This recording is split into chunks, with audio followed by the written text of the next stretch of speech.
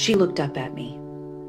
She looked up at me in utter amazement, as if she was an ant for the very first time watching the morning dew fall down a blade of grass to the ground, with the brightest sun sparkling through its globe, shifting its light in millions of directions.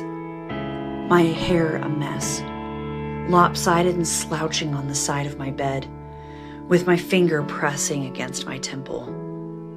The light from the lamp in the corner behind me peeked through my locks, tired from hours of trying to calm her down and about to cry myself to sleep, matching her mood identically. She stopped in mid-scream and stared at me, which what felt like hours, but it couldn't have been longer than a few moments. Moments that when watched on a screen, you would feel your heart drop.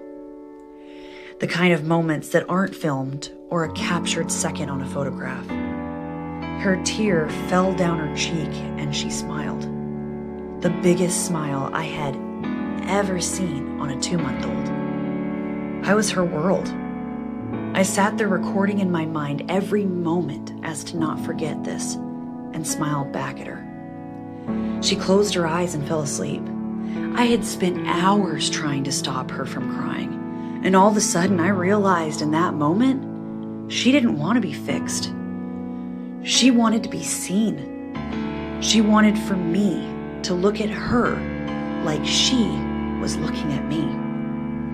I smiled back, and a feeling of joy went through my heart. I felt like I mattered.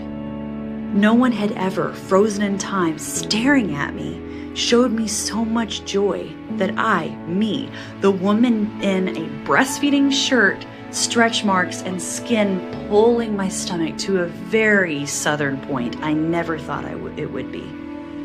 No makeup, about to break, made me feel like I was their whole world, besides her older brother and father. My 2-month-old baby girl taught me to let go, accept love, stay strong, and never give up. With one stare and a smile with joy all over her little face.